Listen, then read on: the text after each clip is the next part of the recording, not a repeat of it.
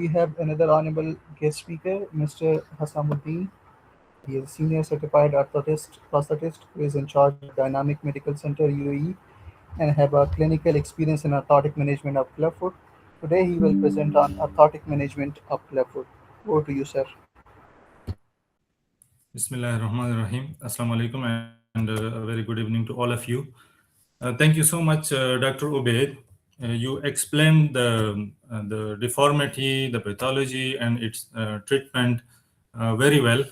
And like it was the 50% of the club foot management. अगर हम बात करें कि club foot management जो है वो दो parts पे जो है वो मुश्तमिल है. एक है जो treatment part है और दूसरा जो है वो उसका प्रिवेंटिव पार्ट है जो ताकि हम उसको रिलैप्स होने से या दोबारा रिकरेंस होने से प्रिवेंट कर सके. तो वो जो है वो ब्रेसिंग या orthotic side of the club foot management है. तो ट्रीटमेंट साइड तो हो गया, डॉक्टर उबैद साहब ने बहुत अच्छी तरीके से उसको एक्सप्लेन किया. हम अभी बात करेंगे उसके ऊपर जो उसका ब्रेसिंग सिस्टम है या orthotic management of the club foot है. तो यहाँ पे हम सारे पीएनओज बैठे हुए हैं. हम कोशिश करेंगे कि इस सेशन को एज ए डिस्कशन ले ले. मेरे पास जितना नॉलेज है, जितना मैंने प्रेजेंटेशन को जो है वो प्रिपेयर किया हुआ है, तो मैं कोशिश करूंगा कि उसको डिलीवर कर सकूं. और प्रेजेंटेशन के साथ साथ मैं दिखाना चाहता हूं जो डिफरेंट टाइप ऑफ ब्रेसेस हैं मेरे पास इस वक्त जो अवेलेबल है, उसको मैं दिखाना चाहता हूं कि अगर जब ये प्रेजेंटेशन खत्म हो जाए तो हम इसको स्क्रीन को जो है वो स्टॉप कर लेते हैं, शेयरिंग को, और वीडियो जो है मैं ऑन रखूंगा. तो मैं दिखाना भी चाहता हूँ फिजिकली ताकि हम इसको फिर बेहतर तरीके से जो है वो समझ सकें उसके सारे जो ब्रेसेस हैं मेरे पास. और अगर आप लोगों के पास कुछ है उस तरह के, तो आप भी हमारे साथ जो है वो शेयर कर सकते हैं. हम उसको कंबाइनली डिस्कस कर सकते हैं. जो हमसे कुछ रह गया हो तो आप जो है वो ओपनली उसको हमारे साथ भी डिस्कस है या जो मेंटेनेंस है उसका करेक्शन को मेंटेन करने के लिए हम बात कर रहे हैं अभी ऑर्थोटिक मैनेजमेंट के ऊपर. तो हम 1 सेकंड में दोबारा अपना स्क्रीन को जो है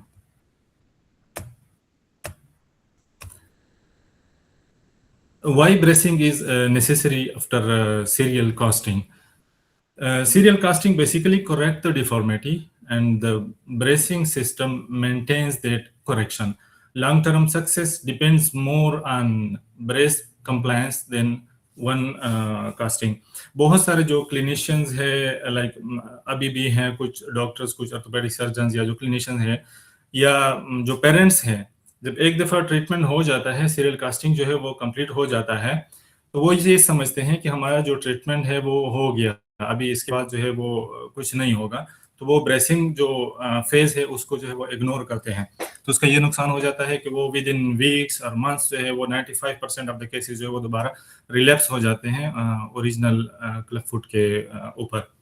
तो इसलिए ज़रूरी है ये जो ब्रेसिंग सिस्टम है कि दोबारा जो है वो रिकरेंस ना हो जाए, रिलैप्स ना हो जाए जो फुट है. और ये क्यों होता है? क्योंकि जो इनसाइड के जो मसल्स हैं, जो लिगामेंट्स है, जो कैप्सूल है, वो जो है टाइट हो गए हैं. उसके जो डिफॉर्मिटी है वो शार्टन है, उसके जो मसल्स हैं. तो हम सीरियल कास्टिंग के थ्रू उसको तो लाइक स्ट्रेच कर देते हैं, स्ट्रेट कर देते हैं, लेकिन टेंडेंसी अभी भी स्टिल देयर इज अवेलेबल कि जो है वो दोबारा उस पोजीशन में चले जाएंगे. तो इसलिए हम ब्रेसिंग में रखते हैं ताकि वो स्ट्रेच पोजीशन में रहें और स्ट्रेच पोजीशन में जो है वो नॉर्मली ग्रो करे. तो टाइम के साथ साथ ये जो लेटरल साइड के जो मसल है वो उसके साथ साथ वो स्ट्रांग हो जाएंगे. तो ये जो दोबारा रिकरेंस के जो चांसेस हैं वो कम हो जाएंगे. तो जो ब्रेसिंग सिस्टम है एक ही उस पर डिपेंड करता है कि फुट एबडक्शन ब्रेस है. बाकी तो उसके टाइप्स हैं, लेकिन जो उसका मेन वो है वो फुट एबडक्शन ब्रेस है. फुट एबडक्शन ब्रेस में क्या होता है कि दो शूज होते हैं, लाइक पेयर ऑफ शूज होते हैं ओपन, जिसके टोज होते हैं ये लेसिस के साथ होते हैं या वेलक्रो के साथ होते हैं. और एक जो है बेल्ट होता है मिड ऑफ द फुट पे, लाइक एंकल जॉइंट पे, जो वो सस्पेंशन भी देता है और हील को जो है प्रॉपर पोजीशन में भी रखता है शूज के साथ. बीच में एक बार होता है, ये बार जो होता है मेटल से बना होता है या जो भी है हार्ड बार होता है, उसको एडजस्टेबल भी होता है, फिक्स भी होता है. तो ये उसका बेसिकली फुट जो एबडक्शन ब्रेस है, ये उसका बेसिकली है वो कंपोनेंट्स है उसके, जो इस इन कंपोनेंट्स पे जो है वो मुश्तमिल होता है। स्ट्रेप्स होते हैं या लेसेस होते हैं और बीच में बार होता है। तो पोजीशन उसकी क्या होती है? पोजीशन ये होती है कि हम दोनों साइड्स के शूज को जो है वो एबडक्शन में रखते हैं। एबडक्शन जो है वो डिपेंड करता है, अगर फॉर एग्जांपल बाइलेटरल केस है तो हम उसको 60 टू 70 डिग्री एबडक्शन पे रखते हैं। अगर यूनिलेटरल केस है तो हम नॉर्मल साइड को 30 टू 40 डिग्री पे रखते हैं, और जो अफेक्टेड साइड है उसको जो है 60 टू 70 डिग्री एबडक्शन पे रखते हैं। इसके अलावा हम तो कोशिश करते हैं कि उसको जो है जितना हो सके 10 टू 15 डिग्री डॉर्सिफ्लेक्शन में भी अगर कुछ एडजस्टमेंट हो सकती है उस बार में, उस शूज में, तो उसको भी हम रखते हैं। दूसरा, जो बार की जो विड्थ होती है, वो विड्थ जो है हम जो शोल्डर विड्थ है उसके हिसाब से उसका लेंथ रखते हैं। जो बार की जो लेंथ होती है, अगर हम उससे ज्यादा रखेंगे तो भी ठीक नहीं है, अगर हम उसका कम रखेंगे उससे तो भी ठीक नहीं है। पोजीशन को हमने डिस्कस किया कि किस तरह उसको फुट एबडक्शन का जो पोजीशन हो उसमें रखते हैं। करेक्ट जो पोजीशन है वो यही है कि 60 टू 70 डिग्री, अगर बाइलेटरल है तो उसमें रखते हैं। यूनिलेटरल को 40 टू 40 डिग्री रखते हैं। तो इसमें कहते हैं कि हील को जो है पूरा हम शूज सेट डाउन नहीं करते, वो स्ट्रेप्स के साथ या तो स्ट्रेप को लूज रखते हैं, ये उसकी वजह से भी हो सकता है, या हम बाकी जो लेसेस हैं उसको लूज रखते हैं। तो ये कॉमन एरर्स है उसमें जो हम करते हैं नॉर्मली। और ये जो बार लेंथ है उसका हम लेंथ सही तरह से कभी कभार हम नहीं रखते, ये भी कॉमन एक एरर है जो नॉर्मली हम ज्यादातर करते हैं। या तो ज्यादातर एक्सेसिव डॉर्सिफ्लेक्शन में रखते हैं उसको, या जो है बिल्कुल प्लांटर फ्लेक्शन में रखते हैं, ये भी एक एरर है उसमें। और इनकरेक्ट फुट रोटेशन जो है वो भी एक कॉमन एरर है उसमें, जो हमें नहीं करना चाहिए, जिसको हमें अवॉइड करना है। अब पंसिटी ब्रेसिंग प्रोटोकॉल, ये हम डिस्कस करेंगे कि ब्रेसिंग प्रोटोकॉल लाइक किस तरह है। नॉर्मली जो ऑर्थोपेडिक सर्जन है या जो क्लिनिशियंस है वो ये करते हैं कि after serial casting they prefer to wear this TB shoes for 3 months, और 3 मंथ्स के बाद जो है वो उसको रखते हैं सिर्फ नाइट टाइम पे और नेप टाइम पे, कि बच्चा जब सोता है दिन में भी तो उस टाइम भी पहनाए, बाकी जो है उसको ना पहनाए। लेकिन जो मेरा एक्सपीरियंस है एज ए अर्थोटिस्ट, उसको मैं एटलीस्ट 6 मंथ्स तक जो है वो 23 आवर्स पर डे जो है उसको पेशेंट्स को या उनके पेरेंट्स को बोलता हूँ कि आप एटलीस्ट 23 आवर्स पर डे रखें फॉर 6 मंथ्स। फिर उसके बाद जो है हम आहिस्ता आहिस्ता उसके टाइमिंग्स को जो है वो कम करते हैं, लाइक 20 आवर्स पे लेके आते हैं, फिर 18 आवर्स पे लेके आते हैं, इस तरह। तो लास्ट में जो है 4 इयर्स तक हम इसको कंटिन्यू रखते हैं। फिर ये होता है कि लाइक 1 साल बाद या 15 महीने बाद हम उसको बोल देते हैं कि बस ठीक है, अभी जो है as a night splint use करें, और दिन के टाइम में जो है ये स्ट्रेचिंग वगैरह जारी रखें। और जब बच्चा जो है वो चलना स्टार्ट कर देता है तो हम उसको एंटीवायरस शूज भी रिकमेंड कर सकते हैं कि वो उसके साथ साथ जो है वो यूज करें, ताकि दोबारा जो रिलैप्स होने के चांसेस है वो ज्यादा ना हो। अब हम आते हैं टाइप ऑफ एबडक्शन ब्रेसिस पे। जो मार्केट में अवेलेबल टाइप्स हैं वो हम उसको अभी डिस्कस करेंगे कि कौन कौन से एबडक्शन ब्रेसिस जो है मार्केट में अवेलेबल हैं। सबसे ज्यादा हम देखते हैं वो नॉर्मल उसके कंपोनेंट्स के उसके ओपन टोज टोज हैं, और स्ट्रेट लास्ट डिजाइन है, ये लेदर टाइप से लेदर से बना हुआ है, और रिजिड एडजस्टेबल मेटल बार जो है वो मिड में होता है, उसको रिजिड जो है वो फिक्स्ड भी होता है, बाज उसमें जो है वो एडजस्टेबल भी होते हैं। तो ये सबसे ज्यादा जो कॉमन डीबी में जो हम देखते हैं मार्केट में, जो हमारे पास अवेलेबल है, वो ज्यादातर ये वाला यूज होता है। तो इसके बहुत सारे डिजाइन हैं हमारे पास। इस वक्त ऑलमोस्ट डिजाइन है इस नॉर्मल जो डीबी शूज हम यूज करते हैं।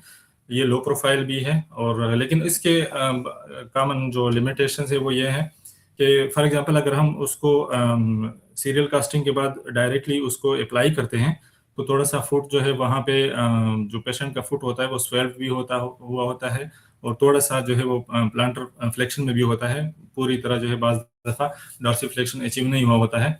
तो जब हम इसको पहनाते हैं तो उसका ये होता है कि उसका हील जो है बाहर निकलता है, सही सस्पेंशन उसमें नहीं आता। तो ये उसकी एक लिमिटेशन है। दूसरा ये है कि it restrict independent leg movement जो है वो उसको रिस्ट्रिक्ट करता है। दूसरा तीसरा जो है ये लेस कंफर्टेबल है as compared to the other modern type of जो ब्रेसेस अवेलेबल है आजकल। ये है। तो तीसरा जो है वो है steel big foot abduction brace.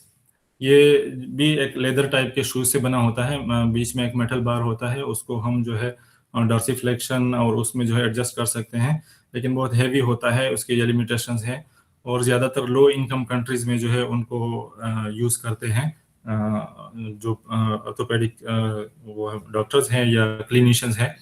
तो ये इजीली अवेलेबल होता है वहाँ पे, वो खुद जो है उसको बनाते हैं, तो इसलिए ये है।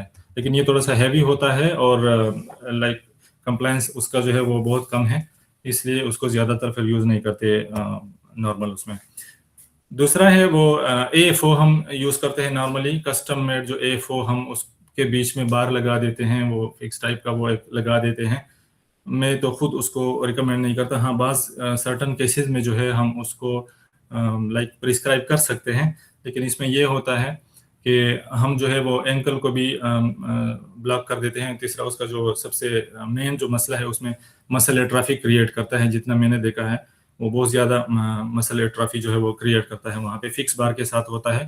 तो पर्सनली में तो जो मेरा एक्सपीरियंस है इस चीज़ को जो है AFO को बिल्कुल रिकमेंड नहीं करता किसी भी उस पर। जो मॉडर्न टाइप ऑफ ब्रेसेस हैं उसमें सबसे ज़्यादा जो है वो पॉन्सिटी ब्रेस है, पॉन्सिटी एबडक्शन ब्रेस है।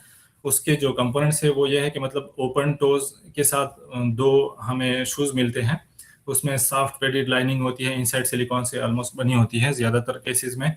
और जो सबसे अहम उसका है क्विक रिलीज अटैचमेंट सिस्टम है उसका, कि उसके बार को जो है हम एक बटन के थ्रू जो है वो हम क्लिक करके वो उसमें हो जाता है, लाइक उसमें आ जाता है।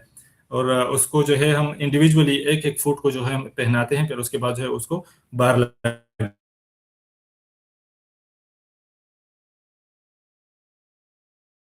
देते हैं। बना हुआ है तो हम इजीली वहाँ ग्राउंड ऑफ द शू के साथ अटैच कर रहा है या नहीं कर रहा है। तो और सॉफ्ट जो है लेदर के साथ बने होते हैं। तो सबसे ज़्यादा जो मॉडर्न टाइप ऑफ ब्रेसेस है उसमें ये पॉन्सिटी शूज़ है वो सबसे ज़्यादा जो है यूज़ होते हैं नॉर्मली। इसमें ये है कि हर जगह पे ये भी अवेलेबल नहीं है, थोड़ा सा कॉस्टली भी है, तो इसकी वजह से भी थोड़ा सा उसका फिर होता है, बाज़ दफ़ा अवेलेबिलिटी उसकी बहुत कम होती है। लेकिन इसकी फैमिली कंप्लायंस है वो बहुत ज़्यादा है। फैमिली जो है वो पेरेंट्स जो है वो ज़्यादातर इस चीज़ को एक्सेप्ट करते हैं कि इंडिविजुअली फूड को पहनाएं और थोड़ा सा लाइक सॉफ्ट हो, सॉफ्ट लेदर से बना है, सिलिकॉन है वहाँ इनसाइड पे, तो फैमिली कंप्लायंस जो है वो इसकी ज़्यादा है जो पॉन्सिटी ब्रेस। दूसरा मॉडर्न ब्रेसेस के अंदर जो आता है वो Dobbs dynamic club foot brace है, Dobbs dynamic club foot brace. वही पॉन्सिटी शूज हैं और उसमें जो बार लगा होता है वो डायनामिक स्प्रिंग लोडेड बार उसमें लगा होता है, वो एडजस्टेबल कनेक्टर्स होते हैं, उसको जो है हम एडजस्ट कर सकते हैं उसके बार को भी, और रोटेशनल एडजस्टमेंट भी उसमें अवेलेबल है, और उसमें डॉर्सिफ्लेक्शन कंट्रोल भी है उसमें, जो Dobbs dynamic club foot brace है उसमें। तो ये भी एक मॉडर्न टाइप का ब्रेस है। और इसके अलावा इंडिविजुअली अगर हम एक पाँव को पहनाएंगे तो वो है ADM brace, abduction dorsiflexion mechanism brace इसको बोलते हैं। तो वो हम उसको जो है वो एज ए नाइट टाइम भी उसको पहना सकते हैं, सिंगल लेग को जो है वो पहनाया जाता है, उसमें जो है एबडक्शन भी अचीव होता है और डॉर्सिफ्लेक्शन भी अचीव होता है। ये है कि उसमें पास अभी अवेलेबल है, बाद में मैं आपको दिखा दूंगा उसको, कि ये भी एक ब्रेस जो है क्लब फुट को जो है मेंटेन रखने के लिए, उसको करेक्टेड फुट को मेंटेन रखने के लिए इसको भी हम यूज़ कर सकते हैं। उसमें फिर जो नया उसका वर्जन आया हुआ है उसके साथ शू के साथ अटैच होता है, तो बच्चा जब चलने लगता है तो वो like as a dynamic splint भी यूज़ कर सकता है, और वो उसी तरह फुट को जो है एबडक्शन में और डॉर्सिफ्लेक्शन में और इवर्जन में लाइक रख के जो है वो पेशेंट जो है वॉक भी कर सकता है। और तीसरा जो है, जब बच्चा स्टार्ट कर देता है, वॉकिंग स्टार्ट कर देता है, तो हम वहाँ पे जो है वो एंटीवायरस शूज़ भी देते हैं, ताकि जितना मुमकिन हो सके हम रिलैप्स को जो है वो प्रिवेंट कर सके, रिलैप्स होने से फुट को प्रिवेंट कर सके। तो मोस्ट इम्पॉर्टेंट जो है वो the success of any brace depends more on correct fitting and family compliance than on the specific brand. Heel position must always be checked after fastening the straps, and regular follow-up is essential to adjust brace setting as the child grows. Even the most advanced brace cannot prevent the relapse if it is not worn as prescribed. तो ये हमारा जो है आज का presentation था। अभी हम कोशिश करेंगे कि हम इसको जो है वो फिजिकली देख सके सबको, जितने भी ब्रेसेस हैं कोशिश हम करेंगे। मैं अपना स्क्रीन जो है अभी बंद कर रहा हूँ, तो अभी जो है हम करेंगे कि वीडियो कॉल पे जो है सब देखें ये जो हमारे पास अवेलेबल है ब्रेसेस। एंगल जो है हम वहाँ से सेट करते हैं। बार होता है, इसमें फिक्स भी होता है, उसके फिर साइजेस होते हैं, स्मॉल मीडियम लार्ज होते हैं, और बाद में जो है वो एडजस्टेबल बार भी होता है। ये जो शूज़ होते हैं उसके हमारे पास जो अवेलेबल है, नॉर्मली जो यूज़ होते हैं स्ट्रेट शूज़ होते हैं, ओपन टोज होते हैं उसका, या लेसेस के साथ होते हैं, या जो है वो बेल्ट्स के साथ होते हैं, स्ट्रेप्स के साथ होते हैं। उसमें इस तरह के शूज़ भी आते हैं कि वो ऑलरेडी कार्व्ड होते हैं, एबडक्शन पोजीशन में ऑलरेडी कार्ड होते हैं, लाइक हम उसको इस पोजीशन में जो है वो लगाते हैं बार के साथ। तो ये भी अवेलेबल है मार्केट में, ये जो शूज़ हैं। और जो जो बार हैं वो बार भी डिफरेंट टाइप ऑफ बार जो है वो अवेलेबल है। ये जो बार है इसमें हम स्क्रूज के साथ जो है उसको लगाते हैं, शूज़ को लगाते हैं, इसके अंदर स्क्रूज होते हैं, तो ये स्क्रूज के साथ हम इसके अंदर लगाते हैं। लेकिन ये जो बार है हम इसको जो है शूज़ को डायरेक्टली इसके अंदर डाल के वहाँ से स्क्रू के जरिए उसको जो है उसकी ग्रिप होता है, उसमें ग्रिप कर लेते हैं। तो ये भी बार अब एक अवेलेबल है, लाइक मार्केट में बहुत सारे अवेलेबल हैं इस तरह के डिज़ाइन है। जो सबसे ज़्यादा यूज़ होता है डीबी शूज़ का, ये वाला जो ब्रेस हम यूज़ करते हैं। लेकिन जो मॉडर्न ब्रेसेस हैं उसमें पंसिटी शूज़ हैं। पंसिटी शूज़ का जिस तरह हमने प्रेजेंटेशन में जो है अभी एक्सप्लेन कर लिया, सिलिकॉन का इनर लाइनिंग होता है उसमें, और वेरी सॉफ्ट लेदर उसके साथ लाइक होते हैं, उसके स्ट्रेप्स होते हैं।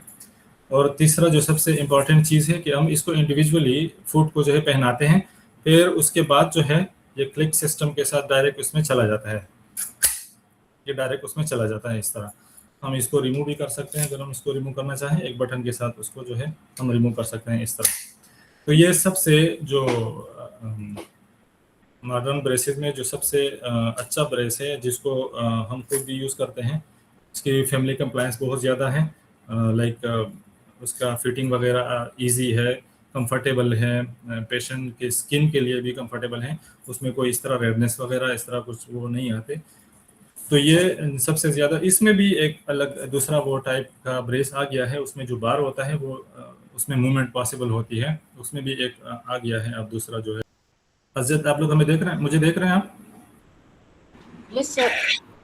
Okay okay. जो सबसे ज़्यादा अवेलेबल ब्रेस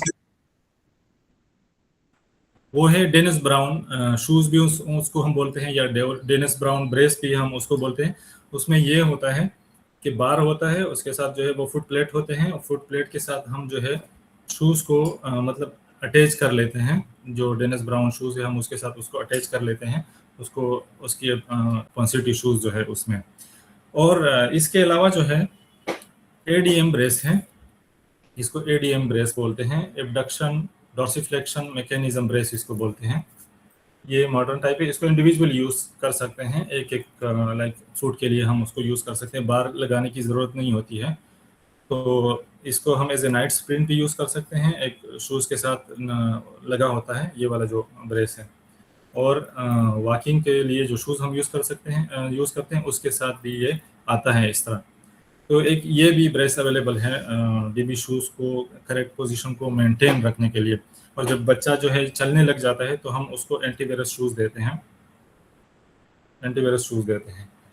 तो हम कोशिश करते हैं ये सारे जो ब्रेसेस हम लगाते हैं इसमें कोशिश करते हैं कि रिलैप्स जो है वो जितना मुमकिन हो हम उसको प्रिवेंट कर सकें। तो ये मेरे पास जितने ब्रेसेस है, जितना मैं एक्सप्लेन कर सकता था वो मैंने आपके सामने रख लिया।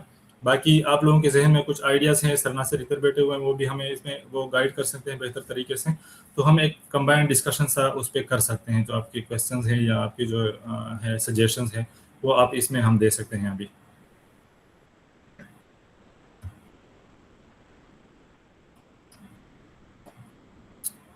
यस अजद। Thank you sir, thank you so much. अगर किसी का क्वेश्चन है या कोई डिस्कशन करना चाहता है तो कर सकते हैं, सर से डायरेक्टली पूछ सकते हैं। मैं स्टार्ट ले लूँगा। just to break the ice.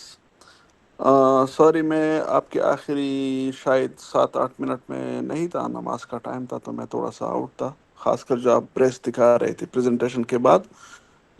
लेकिन first of all thank you very much, आपने बहुत ज़बरदस्त इंसाइट दिया अर्थोटिक इंटरवेंशन का क्लब फुट मैनेजमेंट में। और जिस तरह और उबैद साहब दोनों ने बताया कि ये एक मल्टी डिसिप्लिनरी टीम अप्रोच है, उसमें मतलब दोनों फिजियोथेरापिस्ट, पीएनओ और फिर जो है ऑर्थोपेडिक सर्जन या पेडियाट्रिक सर्जन, उनका रोल है, और पेरेंट्स का बहुत बड़ा और इम्पोर्टेंट रोल है। केयर मतलब जो केयर गिवर है या पेरेंट्स है उनका, क्योंकि जिस तरह आपने बताया कि मतलब जो ब्रेसिंग है, bracing time it should be somewhere between 18 hours to 23 hours, और उसके अलावा भी मतलब उसको मैनिपुलेशन वगैरह की ज़रूरत होती है, तो वो तो हम लोग नहीं कर सकते। वो तो घर में जो फैमिली मेम्बर है, ख़ासकर मतलब इस केस में जो मदर है वही कर सकती हैं, तो उनका बहुत बड़ा रोल है। और इसलिए हम जहाँ इतना टाइम यूज़ करते हैं पेशेंट के ट्रीटमेंट पे, कास्टिंग वगैरह पे, ब्रेस्ट फिटिंग और एडजस्टमेंट पे, तो हमें इतना ही टाइम उन पेरेंट्स को एजुकेट करने पे भी सर्व करना चाहिए, उनको मतलब कन्विंस करने में, मोटिवेट करने पे, सही है, कि वो इस चीज़ को समझे कि ये ज़रूरी है। मतलब हमने जो काम किया वहाँ पे स्टोरी एंड नहीं होती, वहाँ से स्टोरी स्टार्ट होती है। और आप उनको ये कहें कि ये आपके हाथ में है। जब मतलब हम उनको ये बता दें कि ये आगे आपके हाथ में है, हमारी तरफ से तो आपने अपना काम कर दिया, लेकिन बाकी आपके हाथ में है, तो अगर आप चाहते हैं कि ये सक्सेसफुल हो और आपके बच्चे को ज़्यादा मतलब टाइम ना गुजारना पड़े, रिकरेंस का ख़तरा ना हो, और ये आगे चल के जो है ना एक नॉर्मल ह्यूमन बीइंग की तरह विदाउट एनी डिफ़िकल्टी और डिफॉर्मिटी और डिसेबिलिटी जो है ना ये ज़िंदगी गुजारे, तो आपने ये मेहनत करनी है। उनको बताना बहुत ज़्यादा ज़रूरी होता है, क्योंकि अनफॉर्चुनेटली मतलब पेरेंट्स वो ज़रूरी नहीं कि वो इतने अवेयर हो या इतने एजुकेटेड हो।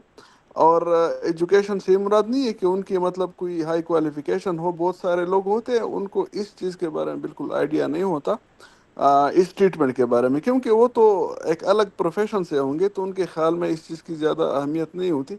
मैं अगर आपको बता दूं, एक दफ़ा एक बच्चे को मैंने देखा था बहुत ही पेनफुल सिचुएशन में। एक बच्चे को एक डॉक्टर ने सर्जिकल इंटरवेंशन के थ्रू जो है ना वो करेक्शन कराई थी क्लब फुट की। सबसे पहले तो ये है कि वो सर्जिकल इंटरवेंशन वाली कहानी ख़त्म है।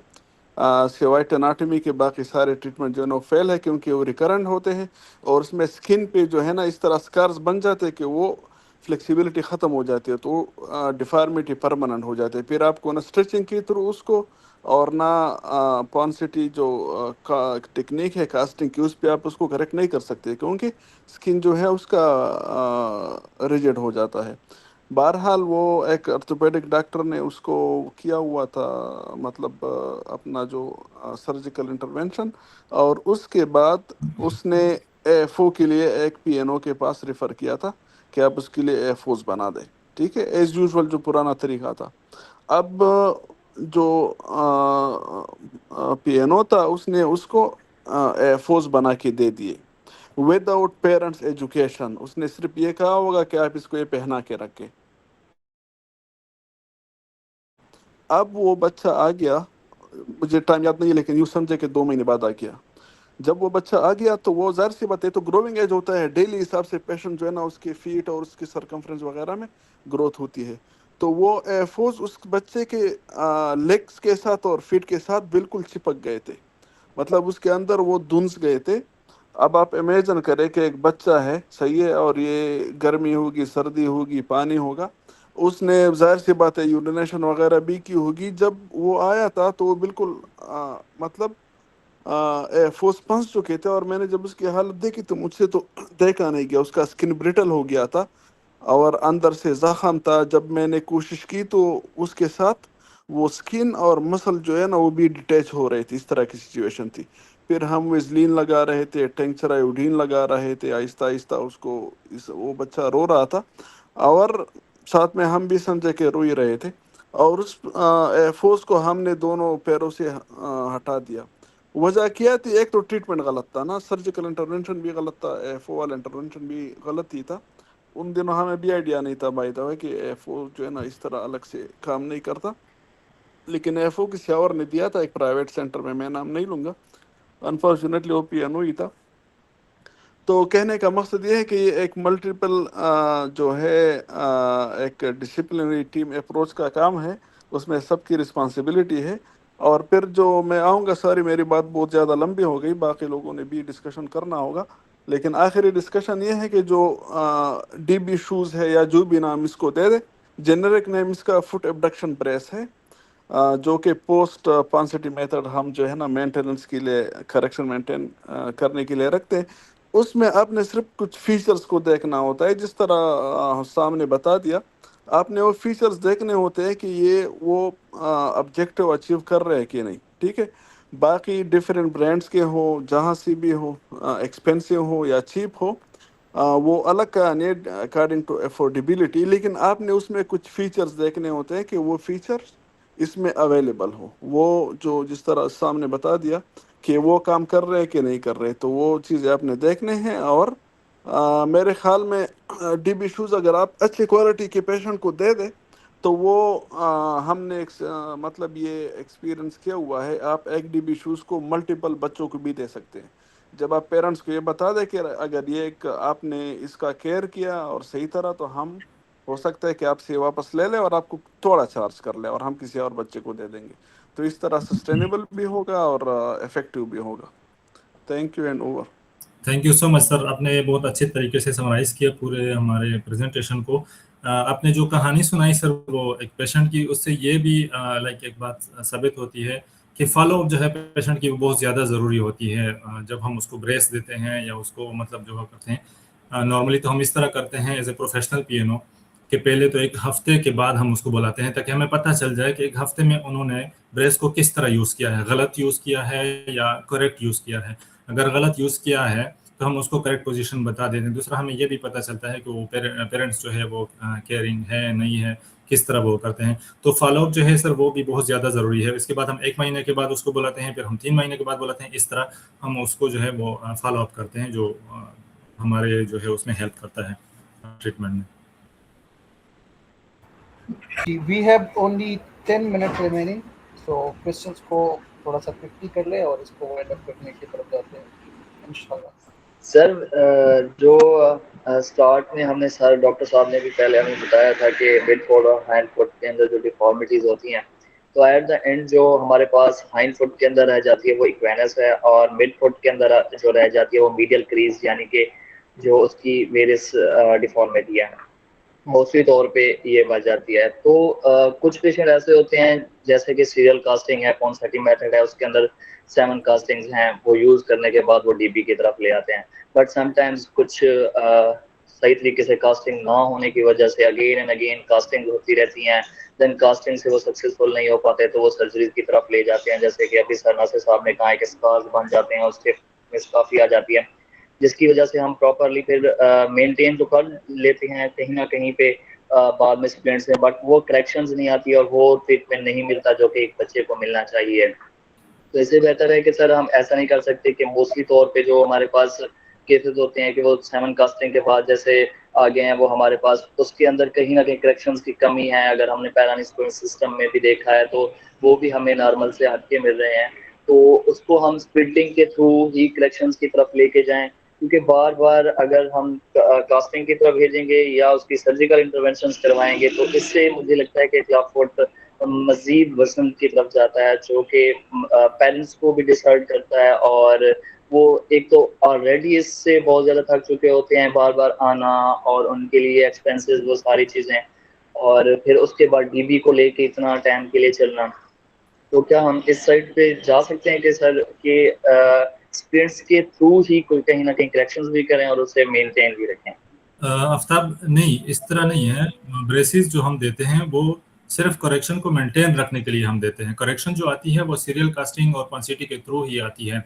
अगर फॉर एग्जांपल करेक्शन सही नहीं हुई है तो हम दोबारा जो है वो डॉक्टर के साथ जो है वो डिस्कस कर सकते हैं कि फॉर एग्जांपल इसमें कुछ कमी है, अगर एक क्लास और कर दे, थोड़ा सा ये करेक्शन जो है वो और अचीव हो जाए तो ब्रेसिंग जो है वो ज़्यादा काम करेगा। अगर हम अनट्रीटेड फूड को जो है ब्रेस पे डाल देंगे तो मेरे ख्याल में हम कहानी को रिवर्स कर रहे हैं, इंस्टेड के हम उसको जो है वो करेक्शन की तरफ लेके जा रहे हैं। Okay sir, I I want understand. to add something. Excuse me, थोड़ा सा ऐड करना चाहूँगा।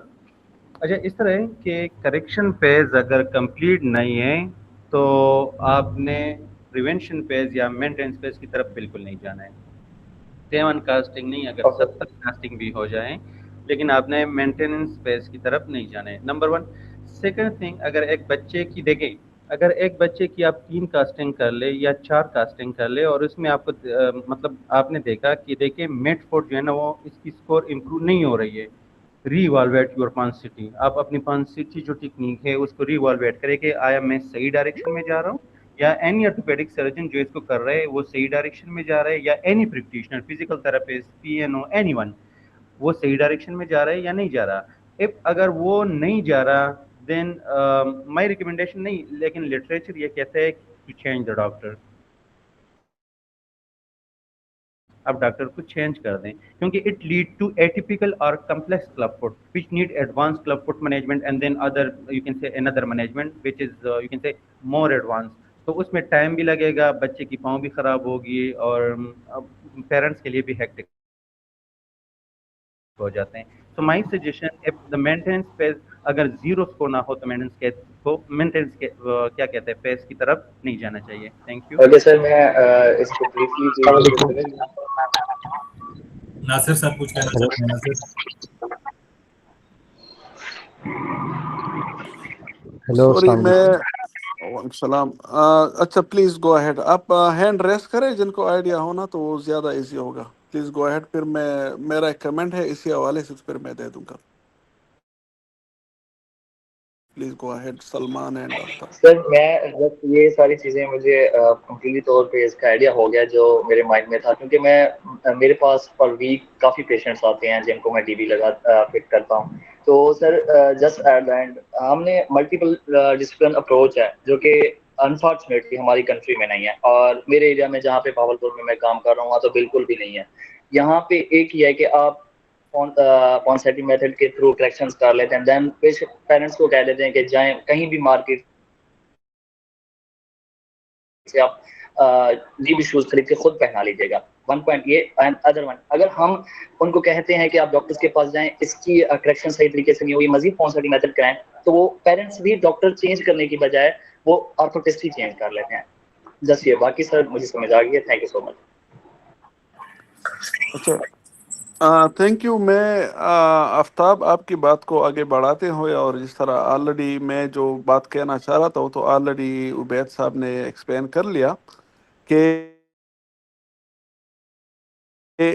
अगर जो नॉर्मल जो कास्ट की रेंज है, इट डिपेंड्स ऑन डिफरेंट, मतलब एज पे भी डिपेंड करता है, सेवेरिटी पे भी डिपेंड करता है, लेकिन 5 to 7 जो है ना नॉर्मल एवरेज है। इट कैन वेरी, लेकिन ये है कि उसमें आपने ये भी देखना है कुछ केसेस, जिस तरह उबैद साहब ने बता दिया कि it can be atypical case. सही है, वो नॉर्मल क्लब फुट नहीं है, उसमें रिकरेंस एक होता है, एक उसमें करेक्शन भी जो है पॉसिबल नहीं होती, उसमें अदर कोमॉर्बिडिटीज भी होती है। ठीक है ना, उसमें कुछ कंजेनिटल और इश्यूज होते हैं, और वो उसको it looks like club foot, ठीक है ना, लेकिन वो असल में अगर आप देख ले तो उसमें बहुत सारे अदर फैक्टर्स होते हैं जिसकी वजह से आप उसको नॉर्मल रूटीन वाले उस पर नहीं कर सकते। हाँ, देयर इज नो हार्म कि आप ज्यादा कास्ट कर ले, लेकिन तब जब आपको प्रोग्रेस नजर आ रहा हो, कि मतलब आप ईरानी स्कोरिंग कर रहे हो और उसमें आपको प्रोग्रेस नजर आ रहा हो, तो then you can even proceed with more than 8 9 10 तक जा सकते हैं। वो आप एज अ थेरापिस्ट जो है ना वो डिसाइड करेंगे, जो क्लब फुट स्पेशलिस्ट होता है वो डिसाइड करता है कि हाँ इसमें फ़ायदा है।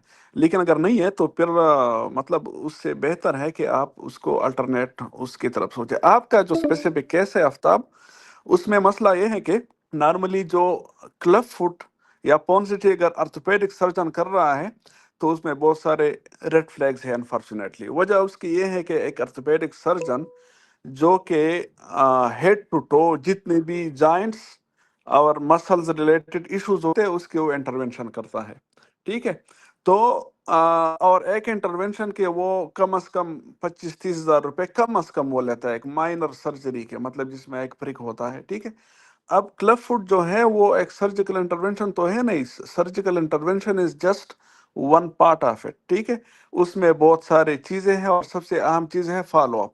एक डॉक्टर एक पेशेंट से जब सर्जरी के पैसे ले लेता है, वो ब्रेन सर्जरी करता है या मेजर सर्जरी करता है, तब भी फॉलो अप के लिए वो टाइम नहीं देता। ठीक है, उसके पास पेशेंट्स होते हैं बहुत सारे, तो इसलिए क्लब फुट जो ट्रीटमेंट है उसमें अगर डॉक्टर जो मेन फोकल पर्सन हो तो उसमें सक्सेस की चांसेस अनफॉर्चुनेटली कम होते हैं, क्योंकि वो फॉलो अप नहीं कर सकता। वो कहते हैं कि भाई मेरी तरफ से कहानी खत्म, अब आगे पेरेंट्स जाने और बच्चा जाने।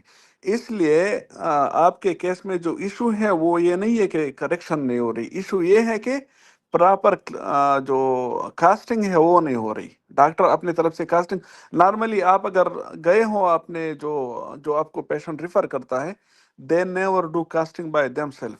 वहाँ पे टेक्नीशियन होते हैं जो कि नॉन क्वालिफाइड टेक्नीशियन होते हैं, जिनको मतलब हम कह सकते हैं कि ये प्लास्टर वर्कर्स है।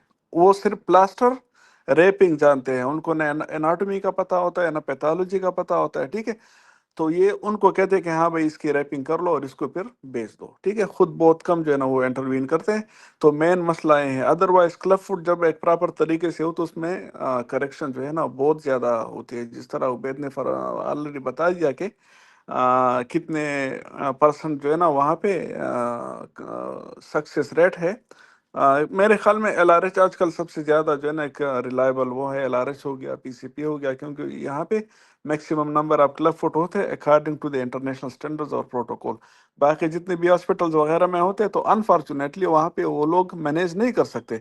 एक डॉक्टर भाई क्यों इतना टाइम देगा एक क्लब फुट बच्चे को, जब उसी ड्यूरेशन में वो एक मेजर सर्जरी करके बहुत सारे पैसे कमा सकता है। Over. Thank you so much, sir. Exactly.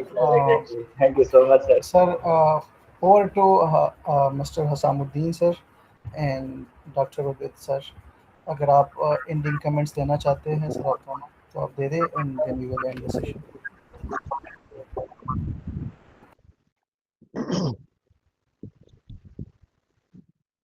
Ubaid साहब आप दे दे पहले, उबैद साहब। जी जी बस एक तो कलीम साहब का जो एक क्वेश्चन आया है, बस सिर्फ इसका एक शॉर्ट सा आंसर देता हूँ कि एंटीवायरस शूज़ जो है ना, जब हम देखते हैं कि when the patient is walking on mild lateral border and the interior tibialis is not short but it is like you can say there is a tendency of shortening, so in this cases में हम antivirus shoes जो है ना वो apply करते हैं। That is the only you can say in that case we apply antivirus for a long time. So ये तो करीम साहब के जो क्वेश्चन था इनका आंसर था। And thank you so much नाफो, thank you Syed Azad and all the participant for having me here. It was a wonderful session. I learned a lot and enjoyed this session a lot. Thank you so very much.